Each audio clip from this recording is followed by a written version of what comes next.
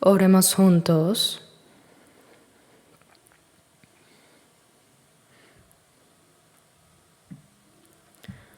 Nuestro Dios Padre, Santo y misericordioso que nos amas, te agradecemos por tu gracia tan grande, porque tuviste compasión de nosotros, aun cuando estábamos en pecado, dándote la espalda.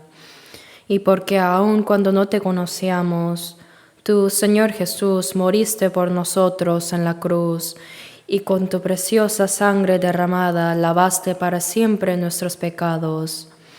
Nos salvaste y nos libraste de toda condenación y maldición sin ningún mérito nuestro. Y tú nos hiciste hijos santos de Dios y nos has dado la bendita esperanza de entrar en tu reino eterno. Por eso, Señor, deseamos vivir el resto de nuestras vidas únicamente para tu voluntad y gloria. Dios, este mundo se vuelve cada día tan perverso y lleno de pecado que por nuestras propias fuerzas no podemos vencer los pecados de este mundo. Por eso, Señor, sosténnos más firmemente con tu palabra y tu mano poderosa. Danos la fuerza para vencer todo pecado en este mundo y guíanos con el poder de tu palabra y del Espíritu Santo para que podamos vivir el resto de nuestras vidas según tu voluntad.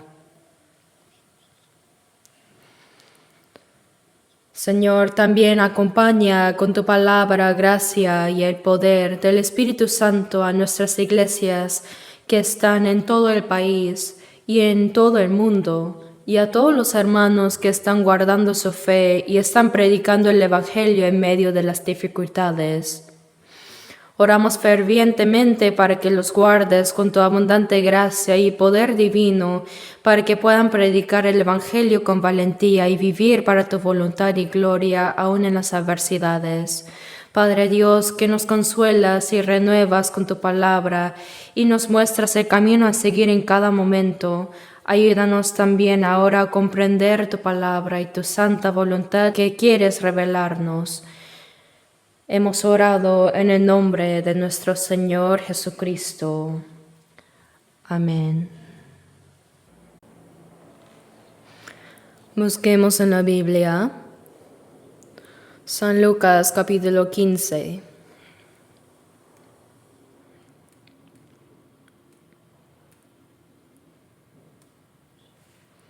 Lucas 15.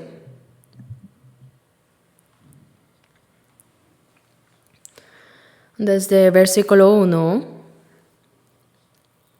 hasta el 24. Se los leo. Lucas 15, desde el versículo 1. Se acercaban a Jesús todos los publicanos y pecadores para oírle. Y los fariseos y los escribas murmuraban diciendo: Este a los pecadores recibe y con ellos come. Entonces él les refirió esta parábola diciendo: ¿Qué hombre de vosotros, teniendo 100 ovejas, si pierde una de ellas, no deja las 99 en el desierto y va tras la que se perdió hasta encontrarla? Y cuando la encuentra, la pone sobre sus hombros gozoso, y al llegar a casa reúne a sus amigos y vecinos, diciéndoles: Gozaos conmigo, porque he encontrado mi oveja que se había perdido. Os digo que así habrá más gozo en el cielo por un pecador que se arrepiente que por 99 justos que no necesitan de arrepentimiento. ¿O qué mujer que tiene 10 dracmas, si pierde una dracma, no enciende la lámpara y barre la casa y busca con diligencia hasta encontrarla? Y cuando la encuentra, reúne a sus amigas y vecinas, diciendo: Gozaos conmigo, porque he encontrado la dracma que había perdido. Así os digo que hay gozo delante de los ángeles de Dios por un pecador que se arrepiente. También dijo: Un hombre tenía 2 hijos, y el menor de ellos dijo a su padre: Padre, dame la parte de los bienes que me corresponde. Y les repartió los bienes. No muchos días después, juntándolo todo el hijo menor, se fue lejos a una provincia apartada, y ahí desperdició sus bienes viviendo perdidamente. Y cuando todo lo hubo malgastado, vino una gran hambre en aquella provincia, y comenzó a faltarle. Y fue y se arrimó a uno de los ciudadanos de aquella tierra, el cual le envió a su hacienda para que apacentase cerdos. Y deseaba llenar su vientre de las algarrobas que comían los cerdos, pero nadie le daba. Y volviendo en sí, dijo: ¿Cuántos jornaleros en casa de mi padre tienen abundancia de pan, y yo aquí perezco de hambre? Me levantaré e iré a mi padre, y le diré: Padre, he pecado contra el cielo y contra ti, ya no soy digno de ser llamado tu hijo. Hazme como a uno de tus jornaleros. Y levantándose, vino a su padre. Y cuando aún estaba lejos, lo vio su padre, y fue movido a misericordia, y corrió y se echó sobre su cuello y le besó. Y el hijo le dijo: Padre, he pecado contra el cielo y contra ti, y ya no soy digno de ser llamado tu hijo.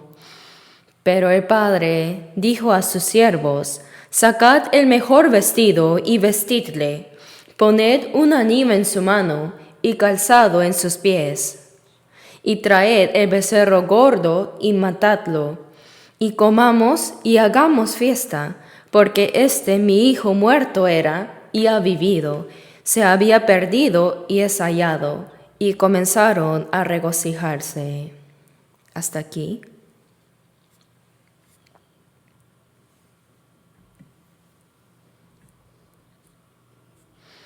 Hoy, basándonos en esta palabra, quiero compartirles la palabra con el título La obra del Dios Trino en la salvación de los pecadores.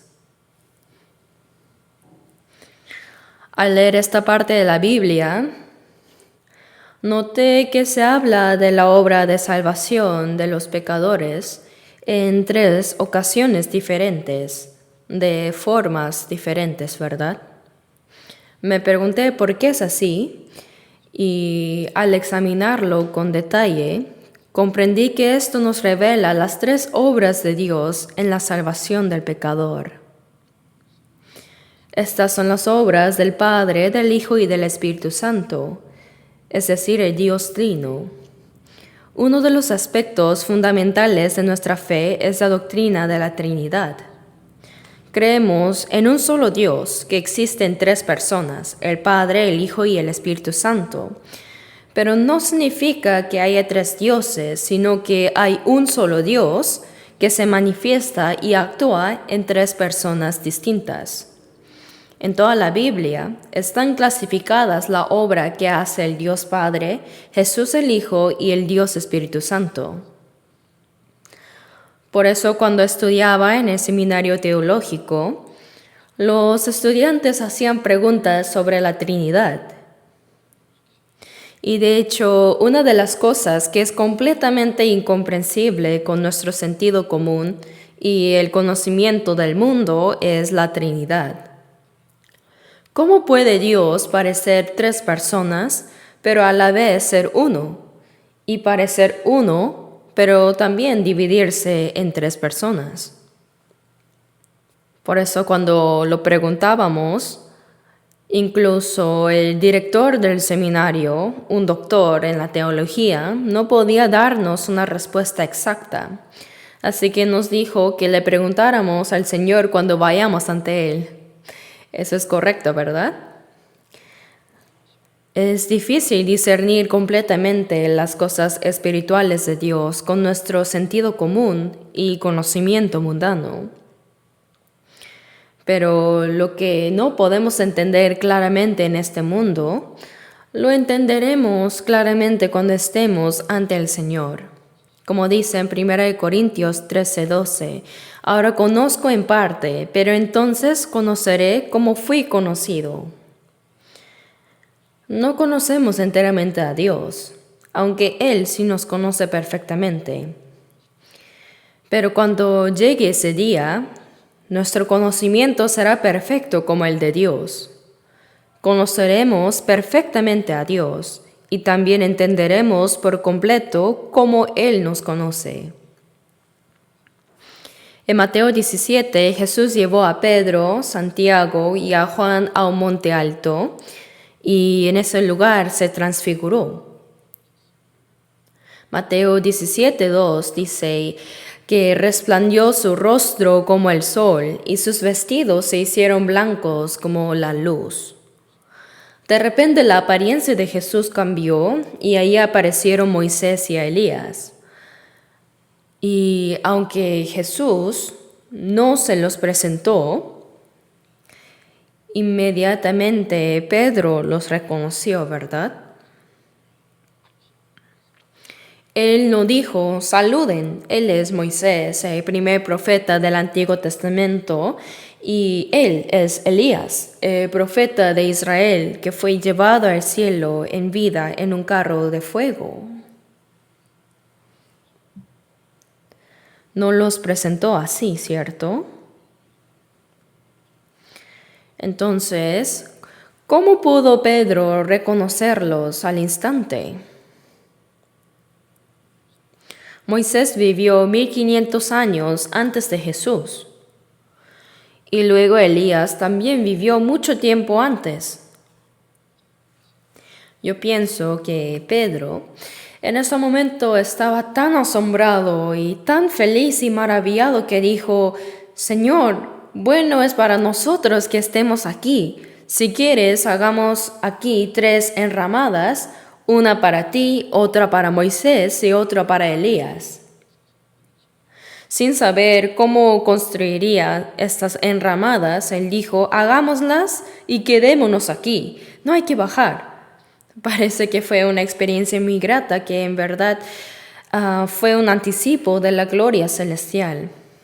Si vemos al final de Mateo 16, Jesús había dicho a sus discípulos, de cierto os digo que hay algunos de los que están aquí que no gustarán la muerte hasta que hayan visto al Hijo de Hombre viniendo en su reino.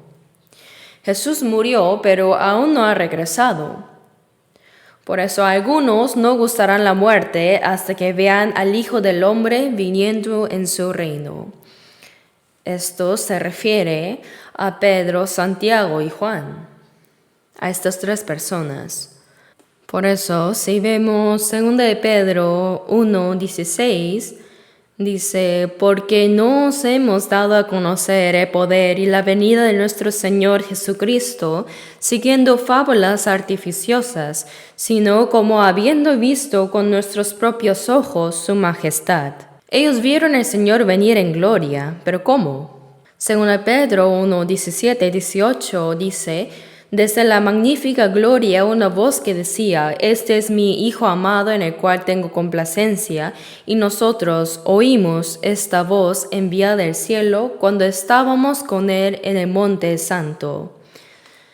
Esto es lo que sucedió en el monte de la transfiguración, y les mostró brevemente cómo había de ser la gloria en la segunda venida del Señor. Dice sobre la apariencia transformada de Jesús que su rostro brillaba como el sol y sus vestidos eran más blancos que la nieve. Y luego aparecieron Moisés y Elías, que en la segunda venida del Señor representarán a 2 tipos de salvos.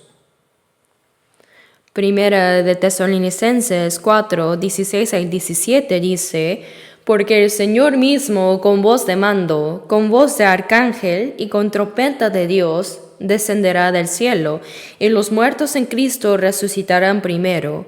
Luego nosotros, los que vivimos, los que hayamos quedado, seremos arrebatados juntamente con ellos en las nubes para recibir al Señor en el aire, y así estaremos siempre con el Señor. Aquí se explica cómo el Señor vendrá en las nubes y que habrá 2 tipos de personas cuando Él venga.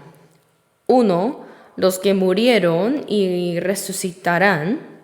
Y 2, los que estarán vivos y serán transformados al instante para recibir al Señor. Esto es lo que Moisés y Elías representan. Ellos no solo son representantes del Antiguo Testamento, sino que también representan los dos tipos de salvos que recibirán al Señor en su segunda venida. Moisés, después de 40 años en el desierto, vio la tierra prometida desde lejos. Sin embargo, murió en el monte Nebo sin poder entrar, porque Dios lo detuvo ahí. Mientras que Elías no murió, ¿verdad? Sino que fue llevado vivo al cielo en un carro de fuego. En la Biblia, Enoc y Elías son los únicos dos que fueron arrebatados sin morir. Así que Moisés simboliza a los santos que morirán y resucitarán cuando el Señor regrese, mientras que Elías simboliza a los salvos que estarán vivos y serán transformados para recibir al Señor. Y sobre cómo Pedro reconoció a Moisés y Elías, es porque cuando el Señor venga, nosotros también seremos transformados en cuerpos gloriosos como Él. En 1 de Juan 3, dice que podremos ver al Señor cuando regrese, porque también seremos transformados como Él, mientras que los que no sean transformados no podrán verlo. En 1 de Juan 3:2 dice, sabemos que cuando Él se manifieste, seremos semejantes a Él, porque le veremos tal como Él es. Nuestros cuerpos serán transformados como el del Señor. Como dice Filipenses 3:21, el cual transformará el cuerpo de la humillación nuestra para que sea semejante al cuerpo de la gloria suya. Cuando venga el Señor, nuestros cuerpos humildes serán transformados en cuerpos gloriosos como el suyo, más hermosos que los ángeles. Y no solo nuestros cuerpos serán transformados, sino que también nuestro conocimiento será perfecto como el de Dios, quien nos conoce. Por eso reconoceremos inmediatamente quién es Moisés, quién es Elías, Abraham y el gran apóstol Pablo del Nuevo Testamento, el diácono Esteban, quien murió apedreado durante la predicación. En ese momento realmente conoceremos todo a la perfección. Será muy interesante, ¿no? No necesitaríamos presentarnos porque nuestro conocimiento será perfecto como el de Dios. Entonces entenderemos completamente lo que no pudimos entender bien mientras vivíamos en la tierra. Por eso, uno de los aspectos que no podemos comprender por completo con nuestro conocimiento bíblico es la Trinidad. El Padre, el Hijo y el Espíritu Santo, todos son Dios y son iguales. Como dice Filipenses 2, versículos 6 y 7 sobre Jesús, que el cual, siendo en forma de Dios, no estimó el ser igual a Dios como cosa a que aferrarse, sino que se despojó a sí mismo, tomando forma de siervo, hecho semejante a los hombres. Jesús es igual al Dios creador, pero Él dejó esa posición de igualdad y se hizo como hombre. Jesús no es un hombre, sino el Dios creador que vino en forma del hombre. Él completó los 33 años de vida en esta tierra, murió en la cruz, resucitó y volvió a Dios. Por eso, Jesús también es Dios mismo. Y cuando decimos Espíritu Santo, algunos piensan que el Padre y el Hijo son superiores y que el Espíritu Santo es inferior, pero es un malentendido, todos son iguales. Cuando decimos Dios Padre y el Señor Jesucristo, a menudo no usamos un título honorífico para el Espíritu Santo, pero yo quiero referirme a Él como el Señor Espíritu Santo. ¿Por qué? porque el Espíritu Santo es igual a Dios. Son tres: Dios Padre, Jesucristo el Hijo y el Dios Espíritu Santo. Por eso en Lucas 15, el Padre, el Hijo y el Espíritu Santo, los tres Dios trabajan en la salvación del pecador. Pero cada uno tiene un papel diferente, aunque la obra de salvación es la misma. Al principio, Jesucristo, el Hijo, es presentado como el buen pastor que cuida las ovejas. Por eso en San Juan 10:11 Jesús dijo: Yo soy el buen pastor su vida da por las ovejas.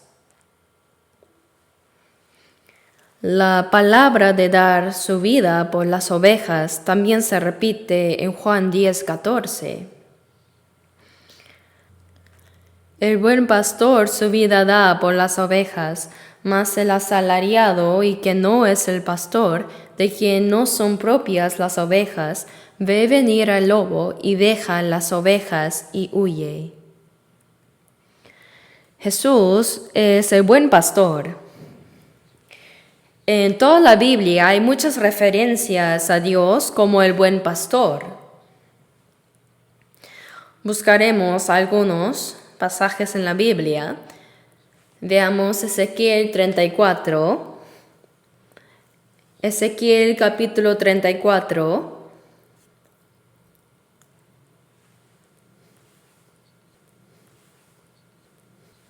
Ezequiel 34, versículos 11 y 12, 11 y 12,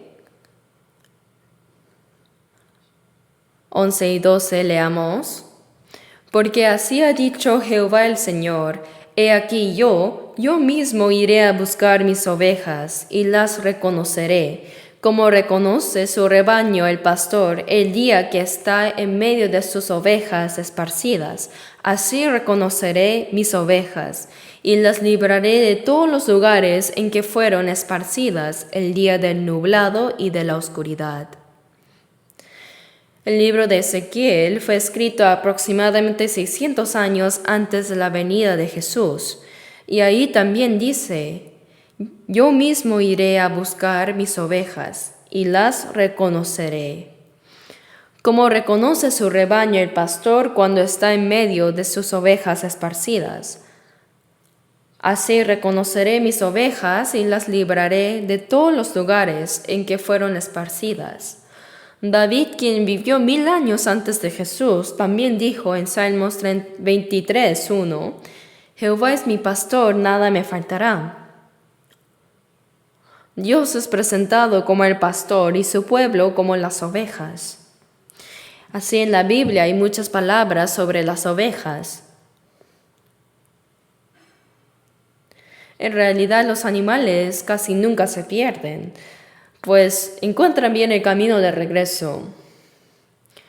Pero las ovejas, si las dejas un poco lejos de la casa, no pueden regresar por la noche. Son animales muy ingenuos, débiles y también necios. Por eso necesitan que el pastor las cuide. Una oveja que se separa del pastor se convierte en presa de los lobos. Cuando fui a Mongolia, vi muchas ovejas, cabras, vacas y caballos, pero entre ellos las ovejas eran especialmente vulnerables. Durante el día, los lobos se esconden en las montañas altas, entre las rocas.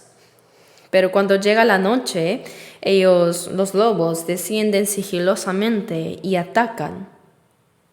Si un lobo se llevara solo una oveja, tal vez no sería tan grave, pero no es así, porque los lobos matan a todas las que encuentran. Por eso las ovejas sí o sí necesitan al pastor. Son débiles y necias que cuando se pierde no se queda quieta, sino que se desespera y sigue caminando sin rumbo. Y si una empieza a caminar, las demás la siguen sin cuestionar. Así, si la primera cae por un precipicio, todas las demás también caerán. Así son muy simples y necias las ovejas. Por eso no pueden vivir sin un pastor. Sin embargo, Dios es presentado como el pastor y los hombres como las ovejas. Por eso en Isaías 53:6 dice: todos nosotros nos descarriamos como ovejas, cada cual se apartó por su camino. Somos ovejas que se han alejado del pastor. Dios es el pastor, pero nos alejamos de él, y cada cual se apartó por su camino, dice, viviendo según nuestra propia terquedad y deseos. Esto representa a todos los hombres que se han apartado de Dios. Así como las ovejas sin pastor se convierten en presa del lobo, las personas caen bajo el poder del diablo y son arrastrados hasta el infierno. Por eso Dios dice que busca a sus ovejas perdidas. En Ezequiel 34:15, en Ezequiel 34:15 y 16, Ezequiel 34:15 y 16, dice: yo apacentaré mis ovejas y yo les daré aprisco, dice Jehová el Señor. Yo buscaré la perdida y haré volver a redil la descarriada. Vendaré la perniquebrada y fortaleceré la débil.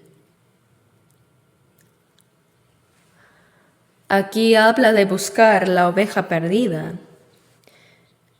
Y también veamos un momento el versículo 31. Ezequiel 34, versículo 31, leamos juntos. Y vosotras, ovejas mías, ovejas de mi pasto, hombres sois, y yo vuestro Dios, dice Jehová el Señor. Dios dijo: vosotras, ovejas mías, ovejas de mi pasto, hombres sois. Identificando quiénes son estas ovejas, dijo que son las personas. Y yo, vuestro Padre, dice Jehová el Señor. Así que describe a las personas como ovejas que Dios pastorea. Pero estas ovejas están perdidas. Por eso en Lucas 15 Jesús comienza diciendo: ¿qué hombre de vosotros, teniendo 100 ovejas, al anochecer, cuando mete las ovejas en el redil, el pastor las cuenta todas, por si falta una? Pero después de contar varias veces, falta una. De las 100 ovejas, no está una. Entonces, para buscar esa oveja perdida, el pastor deja las 99 en el redil y va a buscar la una que se ha perdido. En Israel hay muchos valles y las montañas donde se apacientan las ovejas son a menudo muy escarpadas. Algunos de estos montes tienen pendientes de hasta 500 metros. Así que es muy peligroso para las ovejas cuando se alejan del pastor, pues pueden caer por un precipicio o ser devoradas por lobos. Pero el pastor no dice: bueno, tenía 100 ovejas, así que no importa si se pierde una. No dijo eso, sino que dejó las 99 ovejas que estaban seguras y fue a buscar la una que se había perdido hasta encontrarla, dice. Siguió buscándola hasta encontrar a esa oveja. No se rindió después de buscar un poco por ahí y por acá, sino que siguió buscando hasta encontrarla. Pero hablando de estar perdido, específicamente, ¿por qué se pierde uno? Los hombres están perdidos en el pecado, apartados de Dios. Estar perdido significa vivir siguiendo los deseos de la carne y al diablo, que tiene el poder del aire, apartado de Dios y apartado de su palabra. Como dice Proverbios 24:11, son los que son llevados a la muerte bajo el poder del diablo, ¿no? Como están perdidos por causa del pecado, ¿cómo se puede volver a encontrar a esa oveja perdida? No solo buscarla, sino que Jesús debió pagar el precio del pecado en su lugar. Por eso el buen pastor su vida da por las ovejas. Él es el buen pastor que dio hasta su vida para encontrar las ovejas perdidas en el pecado. No es simplemente buscar y encontrar la oveja, sino que el buen pastor paga el precio del pecado en su lugar. Como dice en 1 de Juan 3:5, y sabéis que Él apareció para quitar nuestros pecados. Para encontrar al pecador perdido, alguien debió morir en nuestro lugar, porque dice, la paga de pecado es muerte. Y sabéis que Él apareció para quitar nuestros pecados y no hay pecado en Él. El Señor sin pecado debió morir por los pecadores. Esta es la primera obra que hizo Jesús, el Hijo, para encontrar al pecador perdido. Es el buen pastor que dio su vida por las ovejas. Romanos 5:8 dice, en que siendo aún pecadores. Ser pecador significa estar perdido, lejos de Dios. Cuando éramos enemigos de Dios por nuestras malas obras, mas Dios muestra su amor para con nosotros, en que siendo aún pecadores, Cristo murió por nosotros. Él vino a salvar a los pecadores. Lucas 19:10 dice, porque el Hijo del Hombre vino a buscar y a salvar lo que se había perdido. Vino a salvar a los pecadores perdidos. ¿Y cómo se salva? Se debe pagar el precio del pecado en su lugar. Por eso Jesús vino a morir por nosotros. Cuando todavía éramos pecadores y enemigos de Dios, estábamos perdidos y apartados de Dios por nuestras malas obras, aún así Dios muestra su amor para con nosotros, en que siendo aún pecadores, Cristo murió por nosotros. Para salvarnos, Dios envió a su único Hijo en forma del hombre para morir como sacrificio de la expiación en la cruz. Así, en primer lugar, Jesús el Hijo murió en la cruz y cumplió la obra de salvar la oveja perdida. Por eso, en 1 Timoteo 2:6 dice, el cual se dio a sí mismo en rescate por todos. Jesús se dio a sí mismo como rescate por todos los pecadores. Rescate se refiere al precio que se paga para liberar a alguien que ha sido vendido como esclavo. Por eso en 1 Timoteo 2:6 dice que Jesús se dio a sí mismo en rescate por todos. Él pagó el precio de nuestros pecados. No es solo el pastor que busca la oveja perdida, sino es el pastor que también murió en el lugar de la oveja. Por eso dice, el buen pastor su vida da por las ovejas. También ahora leamos juntos 1 de Pedro, capítulo 3. 1 de Pedro 3:18. 1 de Pedro 3, versículo 18.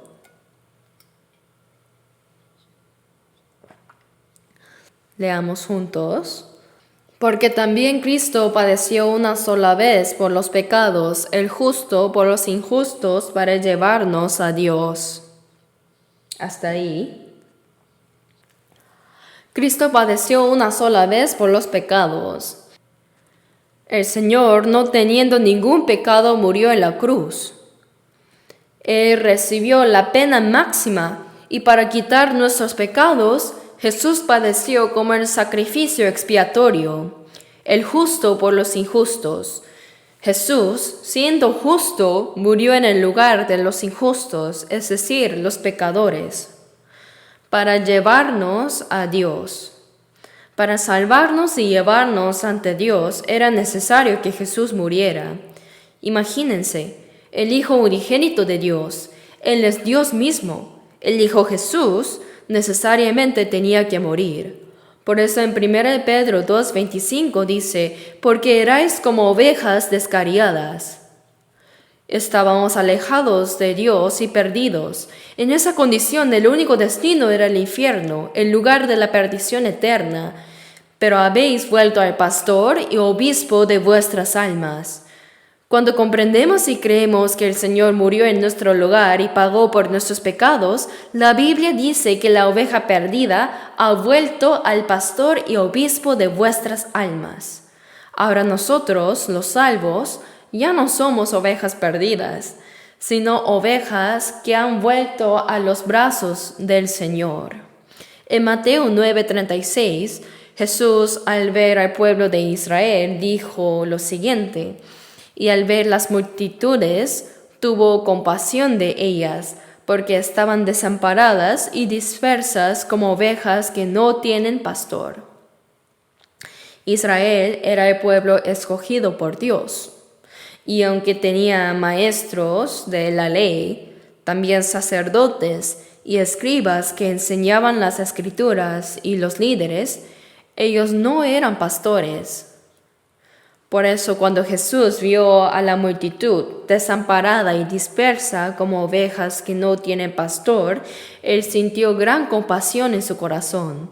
Por eso en Mateo 18:14 dice, así no es la voluntad de vuestro Padre que está en los cielos, que se pierda uno de estos pequeños. Que se pierda significa ir al infierno. El Señor no desea que se pierdan y perezcan.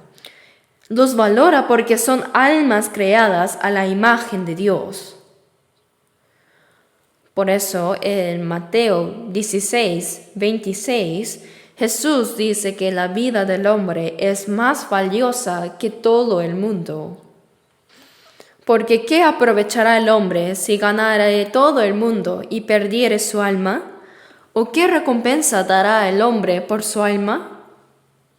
La vida que no puede ser cambiada por ni siquiera todo el mundo no se refiere a la vida física de unos cuantos años, sino al alma. Dios valora tanto a las personas y para salvar sus almas pagó el precio más alto de sacrificar a su Hijo unigénito. El buen pastor Jesús que busca esa única oveja perdida. ¿Quién es esa oveja? ¿Acaso es ese mal vecino? ¿O el estafador del barrio? ¿Se refiere a ellos? No. Cada uno de nosotros somos una oveja perdida ante Dios. En 1 Timoteo 1:15 dice, palabra fiel y digna de ser recibida por todos, que Cristo Jesús vino al mundo a salvar a los pecadores. El apóstol Pablo, quien dijo estas palabras, también agregó, de los cuales yo soy el primero. Si el primero de los pecadores pudo ser salvado, ¿quién no podría serlo? Cristo Jesús vino al mundo para salvar a los pecadores. Palabra fiel significa que es verdadera y digna de confianza. La palabra de Dios es la más fiel y verdadera del mundo, y todos deben recibir esta palabra. Cristo Jesús vino al mundo para salvar a los pecadores. Cada uno de nosotros es pecador, y Jesús vino a salvarnos y murió en nuestro lugar pagando por nuestros pecados. Él valora cada alma más que todo el mundo. ¿Saben cuánto valora a una oveja perdida? Hoy en día, la gente en Corea son tan impacientes. Dicen muy fácilmente, te voy a matar. Toman a la ligera la muerte. Y la gente dice, de todas formas vamos a morir algún día, entonces que muera ahora o después, ¿qué importa? ¿Apostamos? ¿Quién morirá primero? No debemos pensar de esta manera. No debemos morir así. ¿Acaso solo muere el cuerpo y se acaba todo? Caeremos en el infierno eternamente. Aunque no hubiera nadie más en este mundo, sino solo tú, Aunque tú hubieras sido el único en este mundo, el Señor ciertamente habría venido a salvarte. ¿Por qué? Habló de una oveja, una sola, y para buscar esa oveja perdida, el Señor dejó las 99 en el redil y fue a buscar esa única oveja. Él buscó y la encontró. ¿Cómo la encontró? Muriendo por nosotros para encontrar nuestra alma. Cuando reconocemos y creemos en la gracia de Dios y verdaderamente encontramos al Señor que nos buscó. El pastor, después de atravesar los valles peligrosos, al oír el balido de una oveja, va y la encuentra, quizá atrapada en unos arbustos a punto de morir. ¿Y qué dice? La pone sobre sus hombros, gozoso, y regresa a casa. Al salvarlo, no le dijo: ¿ves? ¿Para qué te escapas, tonto? Sígueme. Y marchando así, no le golpeó, no la reprendió, no la regañó por sus errores. No le mandó que lo siguiera, sino que por el amor que sentía por esa oveja, no le importó su mal olor ni su suciedad, sino que aquí se la puso así sobre sus hombros. La cargó sobre su cuello, la levantó y la llevó sobre sus hombros gozoso. Del mismo modo, Dios nos ama tanto que no solo nos busca y nos salva, sino que nos levanta así y nos pone sobre sus hombros gozoso. En Deuteronomio 1:31, cuando Dios salva al pueblo de Israel de Egipto y cuando los guiaba hacia la tierra de Canaán, dice: Jehová tu Dios te ha traído, como trae el hombre a su hijo. Dice que los llevó en brazos. No sé si han visto esa parte de la Biblia. Veamos brevemente Deuteronomio 1. Vayamos a Deuteronomio capítulo 1, versículo 31. Leamos juntos. Y en el desierto has visto que Jehová tu Dios te ha traído, como trae el hombre a su hijo, por todo el camino que habéis andado hasta llegar a este lugar. Aquí dice: has visto que Jehová tu Dios te ha traído, como trae el hombre a su hijo. Dios nos lleva en sus brazos de amor.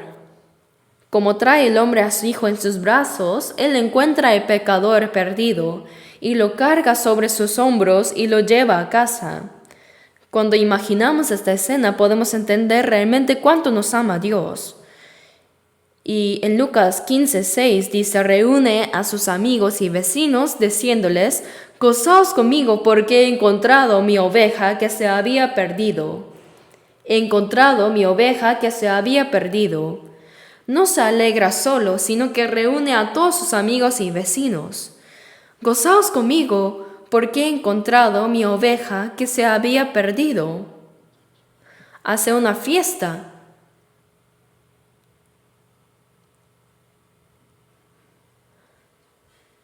Porque encontró su oveja perdida. Lucas 15:7 dice: así habrá más gozo en el cielo por un pecador que se arrepiente, que por 99 justos que no necesitan de arrepentimiento. Algunos dicen que esos 99 serían los fariseos y escribas, pero no es así. Ellos son personas que ya se han arrepentido. No son las ovejas perdidas. Es verdad que Dios se alegra por los que ya son salvos, pero aunque se alegra por los 99 que ya están llevando la vida cristiana, se alegra aún más cuando una nueva persona recibe la salvación. Imaginemos una familia con varios hijos. Un hijo se perdió. Lo creía muerto, pero después milagrosamente regresa vivo. Entonces, ¿cuánta alegría habría? Los padres estarían contentos porque sus hijos presentes estaban seguros en la casa, pero estarían aún más felices al ver a ese hijo perdido que creían que estaba muerto volver a casa. Toda la casa, incluso todo el vecindario, se regocija. Y hay un himno que dice: suenan las campanas de alegría hoy por el pecador que regresó. Gloria, gloria sea nuestro Dios. Hay gran fiesta en el cielo hoy. Así, cuando un pecador se arrepiente y regresa, los ángeles se regocijan en el cielo. Los ángeles son mensajeros de Dios y se alegran juntos por nosotros. En Hebreos 1:14 dice: ¿no son todos espíritus ministradores? Los ángeles no pueden ser hijos de Dios, ni pueden ser la novia de Cristo. Si un ángel cae, Jesús no muere por los ángeles. Los ángeles son diferentes a los hombres porque Dios los creó como espíritus servidores. Aunque sirven a Dios, también fueron enviados para servir a los salvos renacidos, los hijos de Dios destinados al cielo. Por eso en Mateo 18, versículo 10 dice: mirad que no menospreciéis a uno de estos pequeños, porque os digo que sus ángeles en los cielos ven siempre el rostro de mi Padre que está en los cielos.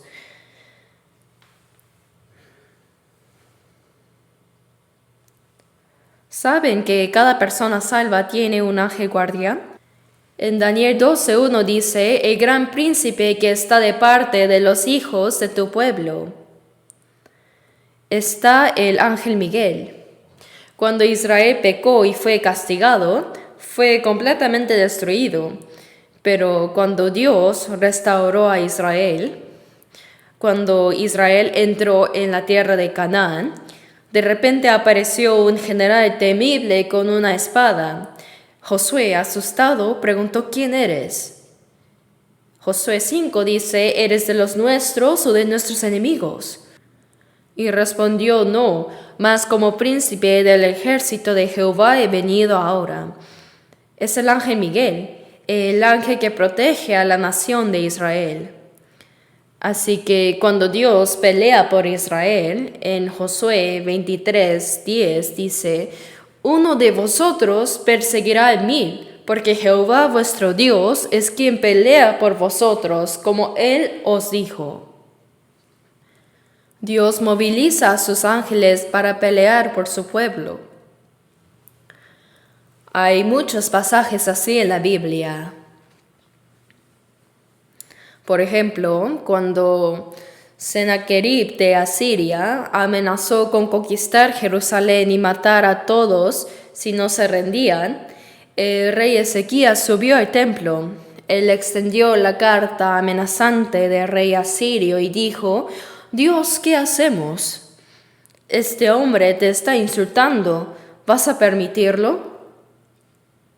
Poco después vino el profeta Isaías, quien le dijo: no te preocupes, esta noche los destruiremos a todos.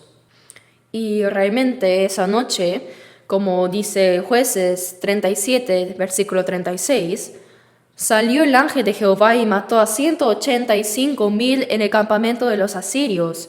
Y cuando se levantaron por la mañana, he aquí que todo eran cuerpos de muertos. Israel ni siquiera disparó una flecha. Los ángeles simplemente fueron y los mataron a todos. Hay varios acontecimientos así. Miren lo reciente. Hamás intentó destruir a Israel instantáneamente, así como en la guerra de los 6 días, ¿no? Ellos dispararon miles de misiles contra ellos. ¿Pero qué pasó? A causa de esta guerra, Israel entró y mató a 46,000 personas en Gaza. En el periódico de anteayer, las muertes en Gaza por esto fueron 46,000 personas. Quizás pronto todos mueran. Así no se debe tocar a Israel. Cuando Dios ayuda a Israel, aunque todo el mundo se una para luchar contra ellos, no pueden ganar. ¿Por qué? ¿Acaso pueden vencer a Dios? Si la nación de Israel desapareciera de la tierra, la Biblia se convertiría en mentira. Por tanto, de todas maneras, Dios moviliza a sus ángeles, pero solo ayuda a Israel. Él también protege a los salvos renacidos. Por eso dice, no menospreciéis a uno de estos pequeños. ¿Por qué? Porque tienen sus ángeles. Los ángeles siempre van y vienen entre Dios y nosotros y reportan sobre los hijos de Dios. En el libro de Hechos, Pedro fue encarcelado y estaba a punto de ser decapitado la mañana siguiente. Y días antes de eso, Santiago había sido decapitado. Así que los salvos de Jerusalén se reunieron y oraron fervientemente. Dios salva al apóstol Pedro. Entonces Dios envió un ángel y mientras Pedro estaba encarcelado pensando que mañana me encontraré con el Señor, se durmió profundamente feliz, pues al morir iría ante el Señor. Pero el ángel le dijo, levántate, levántate. Como estaba profundamente dormido, dice que el ángel le tocó, o sea, le dio una patada en el costado. No debió haber hecho eso, pero bueno, se despertó y las cadenas se cayeron. Las puertas de la prisión se abrieron por sí mismas y los guardias estaban profundamente dormidos. Se abrió la primera puerta, de ahí la segunda, la tercera y así todas las puertas se abrieron. Pedro pensaba que era un sueño. Y recién cuando salió se dio cuenta de que el Señor ha enviado a su ángel para librarme. Fue entonces al aposento alto de Marcos donde oraban los santos y tocó la puerta. Entonces una muchacha llamada Rode salió y preguntó ¿quién es? Soy Pedro. Esta joven Rode estaba tan emocionada que ni siquiera le abrió la puerta y entró corriendo. Y dijo, ha venido el apóstol Pedro. Pero le dijeron imposible, él está en la cárcel. Parece que los salvos, aunque habían orado por su liberación, no creían que de verdad sería liberado. No, seguramente es la voz de Pedro. Entonces dijeron, es su ángel, debe ser el ángel de Pedro. Hermanos, ¿saben que cada persona salva tiene un ángel guardián? Jesús lo dijo. Aquí hay un ángel guardián a mi lado. Por eso deben tener mucho cuidado. Si me insultan sin razón, mi ángel se lo va a decir todo al Padre Dios. Pero no solo yo, sino todos los santos salvos tienen ángeles guardianes. Pensando en esto, que los ángeles reportan tanto lo bueno como lo malo que hacemos, no debemos hacer lo malo, ¿no? El ángel probablemente dirá, Dios, ese hijo tuyo, qué maravilloso es. Hace tu voluntad y te agrada, qué bendición debe ser para ti tener un hijo así. Pero por el contrario, si hacemos mal, ay Dios, ver a un hijo así debe entristecerte mucho. No debemos permitir eso, ¿no? Realmente todo está siendo reportado. Por eso dice que los ángeles también se alegran cuando las personas se salvan. Hay gozo delante de los ángeles de Dios por un pecador que se arrepiente. Los mensajeros son los ángeles. Cuando cada persona recibe la salvación, se celebra una fiesta en el cielo. Pensando en esto, no pueden imaginar cuánta alegría hay cuando un pecador recibe la salvación. Y el pastor, ¿cuánto habrá sufrido para encontrar a esa oveja? Después de buscar por toda la montaña, cuando la encuentra, está tan feliz que ni siquiera se acuerda del esfuerzo y sufrimiento. Y al volver dice, gozaos conmigo, no puede contener su alegría. Dios también se alegra así por nosotros. Ahora veamos por un momento Lucas 15 otra vez. Lucas capítulo 15, leamos versículo 7. Lucas 15, versículo 7. 7. Os digo que así habrá más gozo en el cielo por un pecador que se arrepiente que por 99 justos que no necesitan de arrepentimiento. Por eso, aunque Dios se complace cuando los salvos vivimos la vida cristiana, tenemos comunión y nos alegramos juntos, Él se alegra aún más cuando un pecador se salva. ¿Por qué? Porque Él ama tanto a ese pecador, es una persona. ¿Hay aquí alguien que aún no ha recibido la salvación? Entonces, todavía usted es una oveja perdida. Debe reconocer y creer en la gracia de Dios rápido. En Colosenses 1:6 dice: el Evangelio que ha llegado hasta vosotros, desde el día que oísteis y conocisteis la gracia de Dios en verdad. El día que escuchas y realmente llegas a conocer la gracia de Dios, la palabra, ese es el día en que te encuentras con el Señor. Yo también me alegro, pero nuestro Señor Dios se alegra aún más. Veamos ahora el versículo 8. ¿O qué mujer que tiene 10 dracmas, si pierde una dracma, no enciende la lámpara y barre la casa y busca con diligencia hasta encontrarla? Y cuando la encuentra, reúne a sus amigas y vecinas, diciendo: gozaos conmigo, porque he encontrado la dracma que había perdido. Así os digo que hay gozo delante de los ángeles de Dios por un pecador que se arrepiente. En este pasaje sale una mujer que tenía 10 dracmas. La dracma es igual al denario.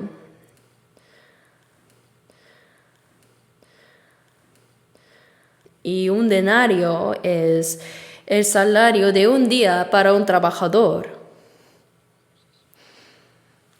Cuando un hombre en la antigüedad encontraba a una mujer para casarse, dice que en el compromiso, cuando deciden casarse, le da 10 dracmas atadas en un cordón como dote.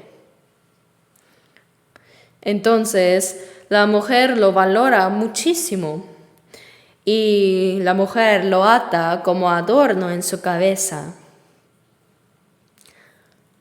Así, lo considera muy precioso. Pero aquí esta mujer, que tenía 10 dracmas, perdió una. De los 10, perdió una dracma.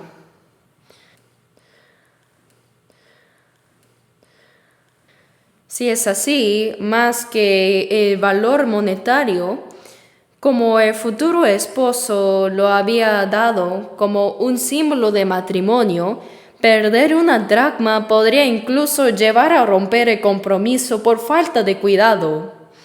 Era un asunto muy serio, en verdad. Por eso, esta mujer que dice: enciende la lámpara y barre la casa. ¿Por qué enciende la lámpara? En esa época no había ventanas de vidrio en las casas como ahora. Las ventanas no eran luminosas como ahora, sino que sin vidrio solo tenían pequeños agujeros para que circulara el aire. Solo era para la ventilación nada más. Así que la casa estaba oscura. No se podía ver bien dónde se había perdido, ¿verdad? Por eso dice que enciende la lámpara y busca en cada rincón mientras barre minuciosamente. Podría estar envuelta en alguna basura o enterrada en el polvo, pero ella buscó arduamente con la lámpara encendida y la encontró. Y al encontrarla, ¿qué dice? Reúne a sus amigas y vecinas. Esto en realidad significa abrir una fiesta. Es una fiesta. entonces hay que atenderlas. Probablemente gastaría más dinero en atenderlas que el valor de la dracma que había perdido. Pero aún así ella reúne a sus amigas y vecinas diciendo: «Gozaos conmigo porque he encontrado la dracma que había perdido». Hasta encontrarla no pensó en nada más. Aunque pudiera haber tenido muchas otras cosas que hacer, dejó todo lo demás de lado y se concentró solo en encontrar la dracma y la encontró. Y se regocijó mucho saltando de alegría. Y no solo eso, sino que juntó a sus amigas y vecinas diciendo: «Gozaos conmigo porque he encontrado la dracma que había perdido». Igual que el pastor que encontró su oveja perdida, esta mujer reunió a sus amigas y vecinas porque encontró su dracma que había perdido. Entonces, sus amigas también se alegran con ella. «¡Ay, te salvaste, amiga! No debes perder eso porque podría causar problemas». Así habrán alegrado juntas. Os digo, Jesús dijo, que así hay gozo delante de los ángeles de Dios por un pecador que se arrepiente. Los ángeles también se alegran juntos, ¿saben? Cuando predicamos y una persona se salva, el que recibió la salvación se regocija, ¿verdad? También la persona que le predicó se goza. Y los hermanos de alrededor dicen: «Ah, ¿es verdad? Él o ella recibió la salvación esta vez. ¡Qué bueno! De verdad, qué alegría». Así toda la iglesia se regocija. No hay alegría que se pueda comparar con esta. En Sofonías 3:17 dice: «Jehová está en medio de ti, poderoso. Él salvará, se gozará sobre ti con alegría, callará de amor y se regocijará sobre ti con cánticos». Cuando un pecador se arrepiente y recibe la salvación, Dios se alegra tanto que no puede contener su gozo. Y cuando hablamos de encender esta lámpara, en Filipenses 2:16 dice: «Asidos de la palabra de vida». Predicar el evangelio es alumbrar la palabra de vida. Es buscar alumbrando con la luz del evangelio al pecador, con la luz de la gracia de Dios, ya sea por una consulta personal o por los seminarios de la Biblia. Estamos alumbrando la palabra de vida para encontrar a los pecadores perdidos. ¡Cuán preciosa es cada alma! Cada una es preciosa. Para nosotros, que fuimos salvos primero, como dice Hebreos 2:3, es una salvación tan grande. ¿Qué hay en este mundo que sea más precioso que el alma de una persona? Jesús dijo que no se puede cambiar ni por todo el mundo. ¿Puede el hombre más rico de este mundo comprar un alma salvada con toda su fortuna? ¿Se puede? No, es imposible. Se requiere la muerte y la sangre del Hijo unigénito de Dios. Su valor es incalculable. Por eso el valor de una dracma perdida es tan grande. En la primera parábola, el buen pastor dio su vida para salvar una alma perdida. Y en la segunda parábola, el valor de la dracma perdida no es un valor que se pueda medir en dinero, pues cada alma es así de grande y preciosa.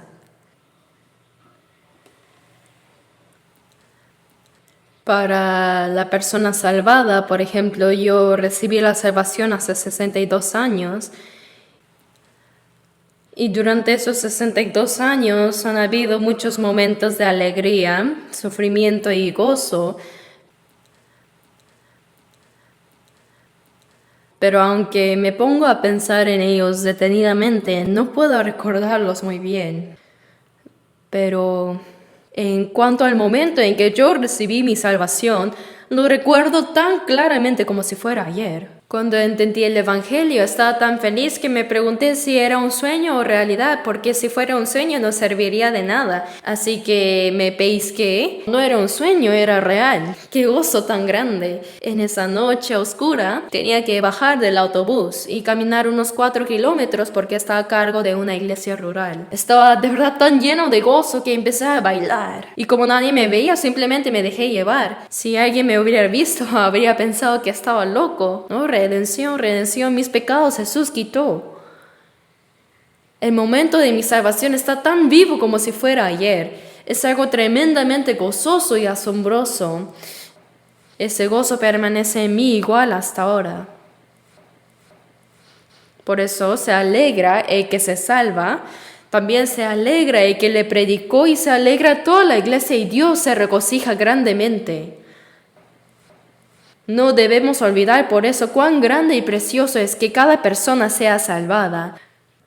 Entonces, debemos esforzarnos mucho en predicar este evangelio.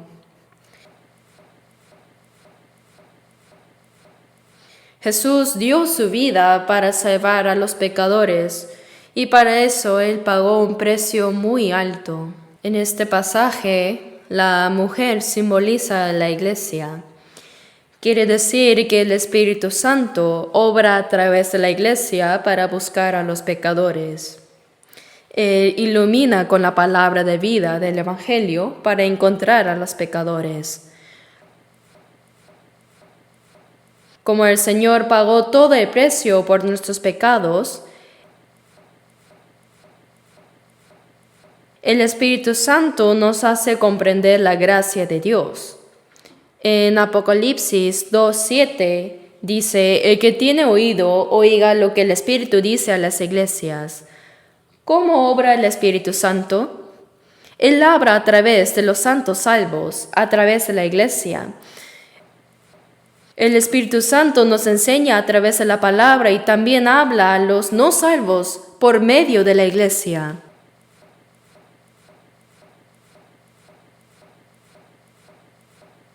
En Juan 15, versículos 26 al 27 dice, pero cuando venga el Consolador, Él dará testimonio acerca de mí, y vosotros daréis testimonio también, porque habéis estado conmigo desde el principio. Primero el Espíritu Santo testifica del Señor, testifica de la gracia que el Señor logró por su muerte en la cruz y su resurrección. Y los que fueron salvos primero también testifican junto con Él. No debemos olvidar que el Espíritu Santo obra a través de nosotros para salvar a los pecadores perdidos. En Romanos 10, 14 y 15 dice, ¿y cómo creerán en aquel de quien no han oído? ¿Y cómo irán sin haber quien les predique? ¿Y cómo predicarán si no fueren enviados? Aunque Jesús completó la eterna redención y la salvación en la cruz, ¿cómo podrán creer, entender y ser salvos si no hay quien lo predique? Es imposible. ¿Y cómo creerán en aquel de quien no han oído? ¿Y cómo irán sin haber quien les predique? Uno puede creer por oír y entender el Evangelio, pero si no hay quien predique el Evangelio, es decir, si los salvos mantienen la boca cerrada, nadie podrá ser salvo. Por eso Jesús, resucitado, dijo a sus discípulos, como me envió el Padre, así también yo os envío. Jesús fue enviado por Dios Padre para morir en la cruz y derramar su sangre a fin de perdonar nuestros pecados, y ya completó esa obra en la cruz, ¿cierto? Y después de resucitar, Él dijo, como me envió el Padre, así también. Jesús a sus discípulos, y no solo a sus discípulos, sino también a nosotros, nos dice, yo os envío. Y ahora nosotros somos enviados para proclamar este hecho. Por eso dice, recibid el Espíritu Santo, a quienes remitieres los pecados les son remitidos, y a quienes se los retuvieres les son retenidos. Ahora el Espíritu Santo predica el Evangelio a través de los salvos renacidos. La obra de buscar a los pecadores perdidos es la obra del Espíritu Santo y Él trabaja a través de los salvos. Aquí la mujer se refiere a la iglesia. La palabra iglesia, eclesia, es un sustantivo femenino, es mujer. Entonces aquí la mujer se refiere a la iglesia donde está el Señor. El Evangelio del Señor se predica a través de los salvos renacidos. Por eso dice, recibid el Espíritu Santo, y a quienes remitieres los pecados les son remitidos. Esto significa que cuando se predica lo que Jesús logró en la cruz, las personas reciben el perdón de sus pecados y la salvación. Pero si los dejamos así como están, si no les predicamos y nos quedamos quietos, ellos irán al infierno. ¿No es este un privilegio asombroso?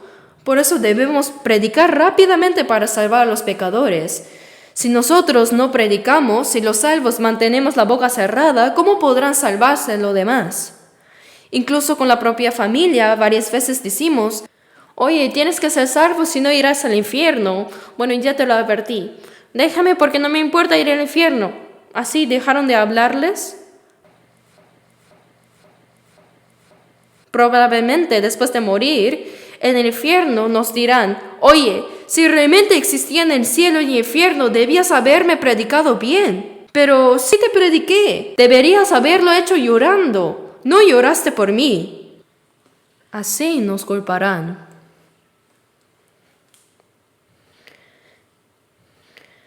Ellos son las dracmas perdidas en nuestras casas. Son las personas cercanas a nosotros, ¿no? ¿Vamos a dejar así a nuestros cercanos? Debemos buscarlos. Mi familia, parientes, amigos, vecinos.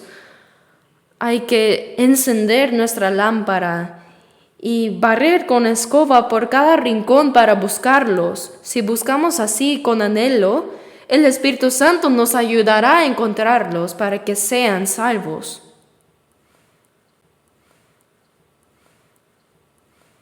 Por eso en Hechos 1:8 dice, recibiréis poder cuando haya venido sobre vosotros el Espíritu Santo, y me seréis testigo hasta lo último de la tierra. El Evangelio se predica por medio del Espíritu Santo. Por eso en Romanos 1:16, el apóstol Pablo dice, porque no me avergüenzo del Evangelio, porque es poder de Dios para salvación a todo aquel que cree. Este Evangelio es el poder de Dios para salvar a todo el que cree. El Evangelio que ha llegado hasta vosotros desde el día que oísteis y conocisteis la gracia de Dios en verdad. El Evangelio que puede salvar llegó a nosotros, y cuando este Evangelio se predica, dice, oísteis y conocisteis la gracia de Dios. Entender esto es recibir la salvación. Los que nos critican dicen, esa gente no dice que solo hay que creer, sino que también hay que entender. Por supuesto, hay que entender. Mateo también dice, más el que fue sembrado en buena tierra, este es el que oye y entiende la palabra. Hay tantos pasajes que resaltan el entender, pero sin razón nos critican por algo que es obvio. Quien nos hace entender es el Espíritu Santo. Por eso en 1 Corintios, capítulo 1, versículo 21, dice, agradó a Dios salvar a los creyentes por la locura de la predicación. Aunque nuestra manera de predicar parece una locura, a Dios le agrada salvar a los creyentes de esa manera. Por lo tanto, escuchen o no escuchen, debemos predicar. Predicad y orad, fieles sed en testificar. Así debemos hacerlo, porque eso es lo que le agrada a Dios. Por eso, cuando una persona se salva, en Sofonías 3:17 dice, Él salvará, se gozará sobre ti con alegría. Él se regocija junto con sus ángeles. Así que cuando alguien recibe la salvación, no digamos simplemente, parece que entendió, sino que debemos alegrarnos juntos y dar gracias a Dios. Y ahora Lucas 15, capítulo 15, versículos 11 y 12, dice: también dijo, un hombre tenía 2 hijos, y el menor de ellos dijo a su padre: Padre, dame la parte de los bienes que me corresponde, y les repartió los bienes.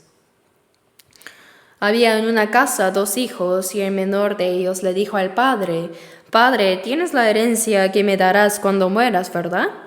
Sí, claro, pero no puedo esperar hasta que mueras. Dámela por adelantado. No. ¿Quieres malgastarlo toda, no? ¿Qué? No, dámela, por favor. Te dije que no. ¡Dámela! Esto no se ve bien. Hijo malo. Ya está bien.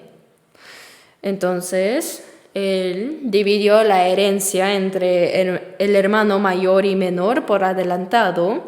Aunque igual lo recibiría después de la muerte de su padre, parece que el hijo tenía sus propios planes para usar el dinero antes. Entonces él juntó toda su herencia, probablemente la convirtió en efectivo y planeó irse a un país lejano para vivir como quería. La malgastó en una vida disoluta. Se juntó con malos amigos, con malas mujeres, haciendo apuestas, bebiendo y bebiendo, bailando toda la noche hasta caer borracho. Así lo desperdició todo. Para empeorar las cosas vino una hambruna. Dice, vino una gran hambruna en aquella provincia. Y como no tenía que comer, fue a trabajar cuidando cerdos en una casa. Para los judíos, el chancho es un animal inmundo. Ellos no comen la carne de chanchos ni se les permite criarlos. Por supuesto, esto tiene un significado espiritual también, pero mientras que los apacentaba, dice que deseaba llenar su vientre aunque sea con las algarrobas que comían los cerdos, pero nadie le daba ni eso. Ya estaba hambriento y demacrado, sufriendo de desnutrición seguro. Y así muriendo, dijo: ¿cuántos jornaleros en casa de mi padre tienen abundancia de pan? Mi padre es rico, y hasta los jornaleros viven bien, y yo aquí perezco de hambre. No puedo morir así. Así que tomó valor y decidió regresar a su padre. Como mi padre tiene mucho amor, me perdonará. Dice, me levantaré e iré a mi padre y le diré: Padre, he pecado contra el cielo y contra ti. Ya no soy digno de ser llamado tu hijo. Hazme como a uno de tus jornaleros. Pedía ser tratado como un siervo. Así se armó de valor y volvió a su padre. Pero cuando aún estaba lejos, así dice. En el versículo 20, Lucas 15, versículos 20 y 21, dice, y levantándose vino a su padre, y cuando aún estaba lejos lo vio su padre, y fue movido a misericordia, y corrió y se echó sobre su cuello y le besó.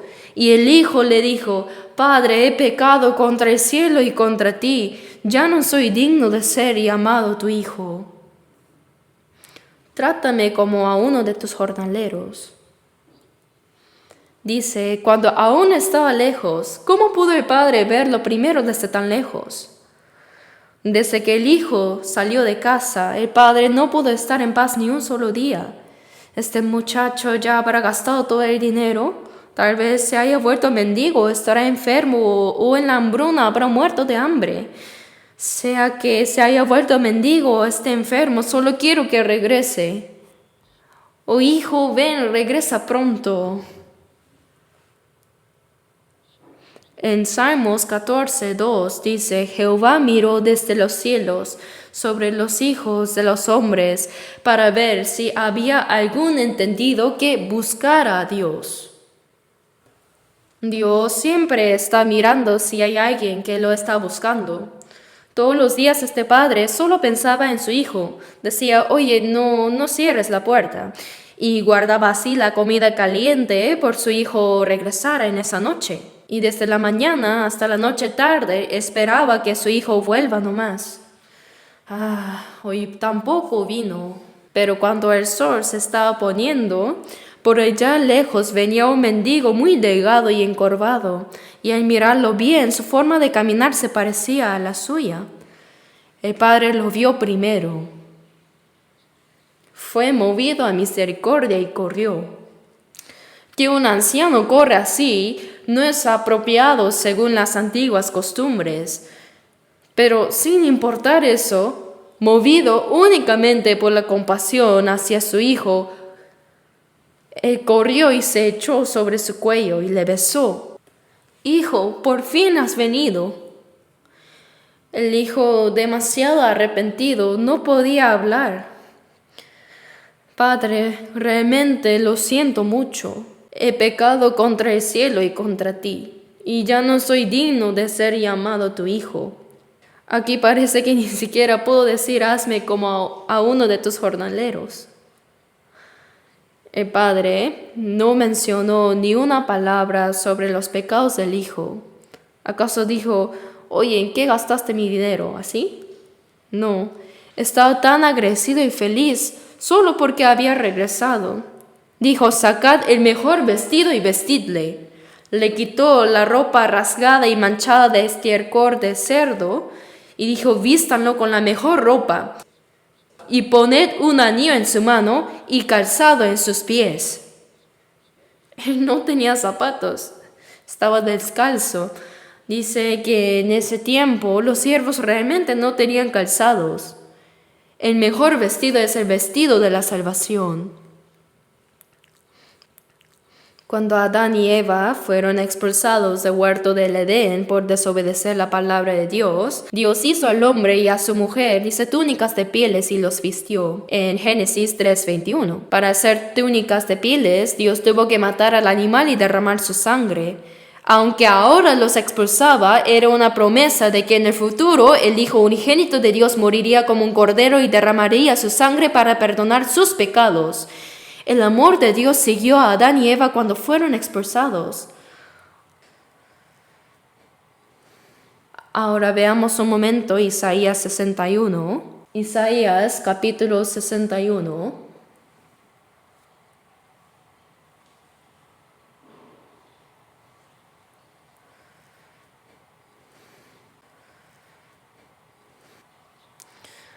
Versículo 10. Leamos juntos. En gran manera me gozaré en Jehová, mi alma se alegrará en mi Dios, porque me vistió con vestiduras de salvación, me rodeó de manto de justicia, como a novio me atavió, y como a novia adornada con sus joyas. En gran manera me gozaré en Jehová. Mi alma se alegrará en mi Dios. ¿Por qué? Porque me vistió con vestiduras de salvación. El mejor vestido significa que quitó esa ropa sucia y me vistió con vestiduras de salvación, me rodeó con manto de justicia. Dios nos vistió con el manto de justicia. En Isaías 64:6 dice, todas nuestras justicias son como trapo de inmundicia. Por más buenas obras que hagamos, todas son como ropa sucia. Con eso no podemos presentarnos ante Dios, pero Él nos vistió con el vestido de salvación, con el manto de justicia que Jesús logró con su muerte y resurrección. Por eso me vistió con vestiduras de salvación, me rodeó de manto de justicia, siendo justificado gratuitamente por su gracia mediante la redención que es en Cristo Jesús. Al recibir el perdón de pecados, al mismo tiempo nos declara justos, nos viste con el manto de justicia. El anillo en el dedo significa tú eres mi hijo. No importa cuántos pecados hayas cometido, ya no son un problema. Para el hijo ya no es un problema, porque el amor del Padre, el amor de Dios, es más grande que esos pecados, ¿saben? Es más que suficiente para perdonar eternamente nuestros pecados. No habló del pecado, tú eres mi hijo, dice. Juan 1:12 dice, a todos los que le recibieron, a los que creen en su nombre, les dio potestad de ser hechos hijos de Dios. Tú eres mi hijo. Y los calzados en los pies significa, Efesios 6:15 dice, y calzados los pies con el apresto del Evangelio. Vive de manera digna del Evangelio y no vuelvas a dejar el Padre. Eso significa. Y traed el becerro gordo y matadlo. Cuando viene un invitado muy importante, dicen que guardaban el becerro gordo para matarlo. Y a los siervos les dijo, sacad el mejor vestido y vestidle, y poned un anillo en su mano y calzado en sus pies, y traed el becerro gordo y matadlo, y comamos y hagamos fiesta, porque mi hijo muerto era y ha revivido, se había perdido y es hallado, y comenzaron a regocijarse.